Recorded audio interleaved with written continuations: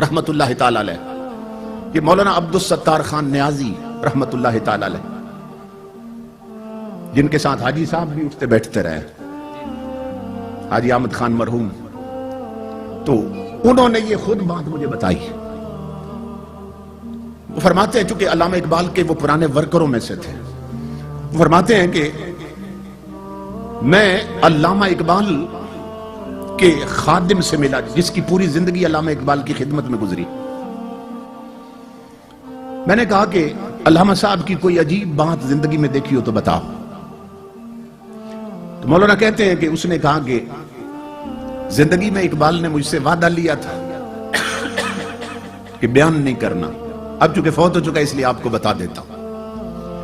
بات یہ تھی کہ میں رات کو سویا ہوا تھا، 2-3 بجے کا وقت ہوگا رات کے، پچھلا پہر تھا۔ علامہ اقبال نے نہ مجھے آ کے جگایا، کہنے لگا میرے ایک خاص مہمان آئے ہیں، جاؤ ان کے لیے لسی لے کے آؤ، تازہ لسی بنوا کے لا۔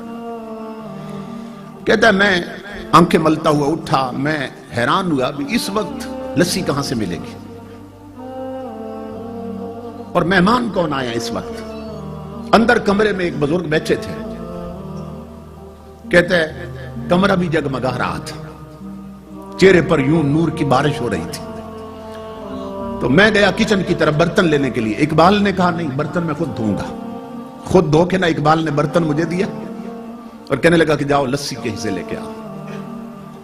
میں گلی میں جا رہا تھا کہ اس وقت لسی کہاں سے ملے گی، جو ہی میں نے گلی کا موڑ کاٹا نا، دیکھا تو سامنے ایک کھوکھا بنا تھا، ایک بابا جی لسی بنا رہے تھے۔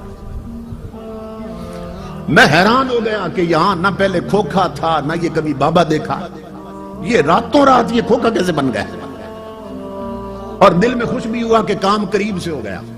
اب یہ سو تحقیق کریں گے یہ کھوکھا کس نے بنایا۔ کہتا ہے میں نے نہ انہیں کہا، میں نے کہا 2 جار کے علاج مجھے لسی بنا دے، انہوں نے لسی بنا کے دی۔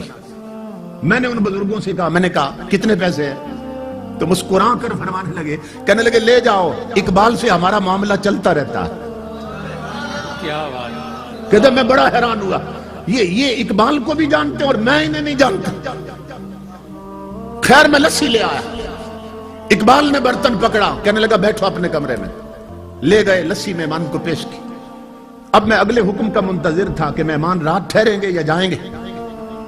تھوڑی دیر کے بعد مجھے آواز آئی کہ مہمان اٹھ کھڑے ہوئے، اقبال دروازے تک چھوڑنے گیا، بغل گیر ہوئے، مان کا کیا اور دروازے سے باہر نکلے۔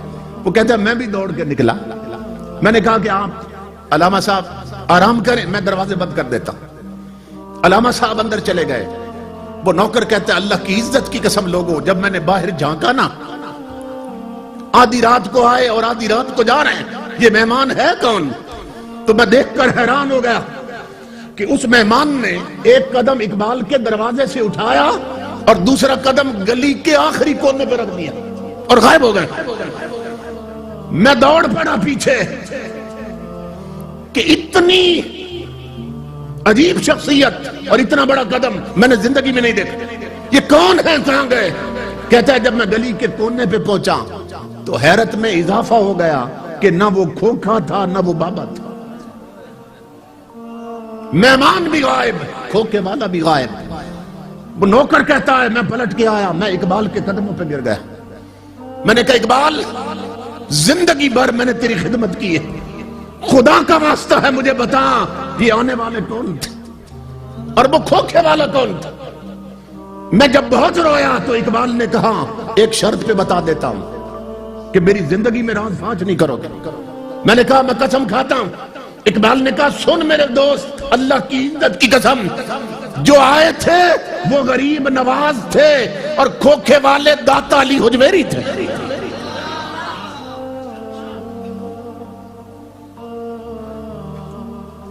فنا کیسی بقا کیسی جب اس کے آنچنا ٹھہرے، یہ ذہن میں رکھو۔ اگر اللہ سے لو لگ جائے، انسان کا تعلق رب سے جڑ جائے، فنا کیسی۔ ہم مجبور لوگ ہیں، ہمیں جس سے پیار ہو جائے، ہم نہیں چاہتے ہمارا محبوب مٹی میں ملے، حالانکہ ہم مجبور ہیں، مگر محبت کا تقاضا یہ ہے کہ محبوب مٹی میں نہ ملے، محب کبھی نہیں چاہتا۔ تو ہم مجبور ہو کے نہیں چاہتے کہ یار مٹی میں ملیں، وہ قادر ہو کے اپنے پیاروں کو مٹی میں ملنے دیتا ہے۔ فنا کیسی بقا کیسی جب اس کے آچنا ٹھہرے، کبھی اس گھر میں آ نکلے کبھی اس گھر میں جا ٹھہرے۔ امام الانبیاء کے غلاموں، زندگی جب ایک جیسی نہیں ہوتی تو قبر کے احوال بھی ایک جیسے نہیں ہوتے۔